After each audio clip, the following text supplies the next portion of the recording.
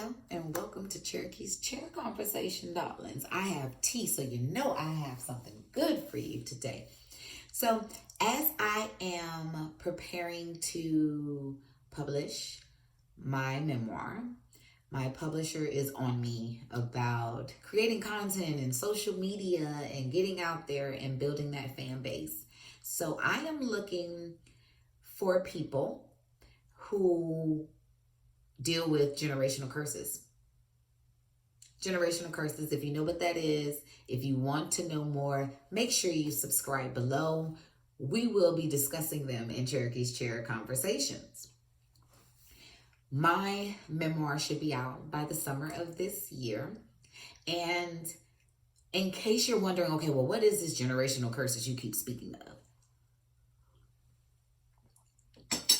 A generational curse is something that has been passed down from generation to generation.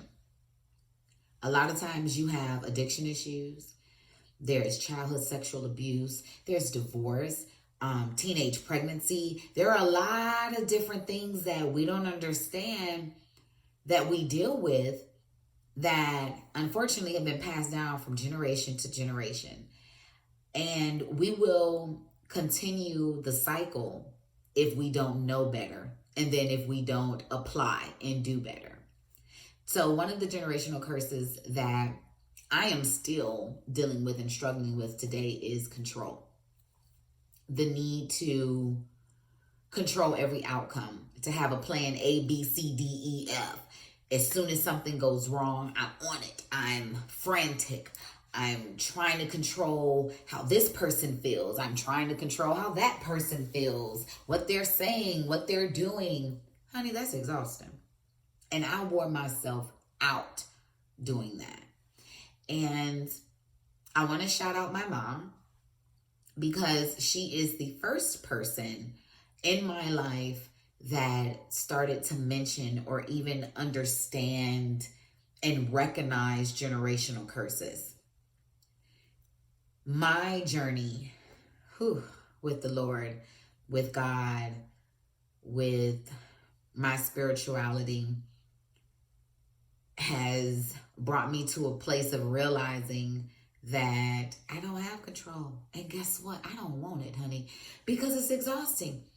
I mean, I find myself worn out all the time. And the Lord said, you're so tired because you're doing everything, trying to control everything, and that's my job. Your job is to be obedient and have yourself open to hear what I'm saying to you and what I want you to do. Because he'll tell you. He'll tell you if you're listening. And I've learned to listen. I've learned that my way is not the best way. I've learned that I do not know everything because, honey, you couldn't tell me that a few years ago.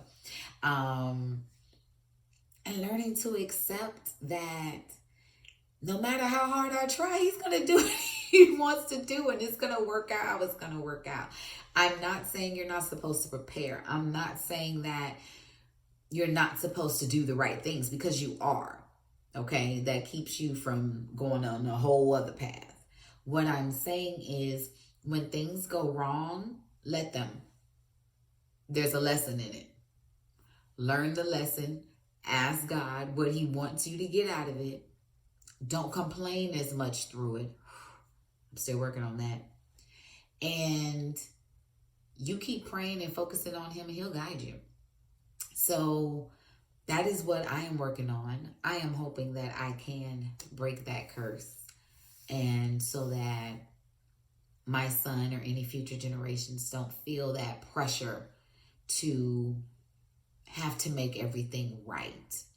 And I also realized that it came from me not having control as a child, dealing with childhood sexual abuse and not having the say-so and who I wanted to be around and who I wanted to interact with.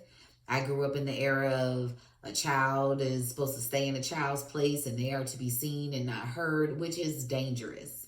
Please stop teaching that to your children. It is dangerous. Children are people. They are human beings. They're just smaller versions. Your job is to love, guide, support, and cover them, not to tell them that their feelings don't matter. Okay? Children need to be able to speak up, especially when something's wrong. Okay? And they should be comfortable to be able to tell their parents, hey, I may not be able to explain it, but I don't feel comfortable around this person.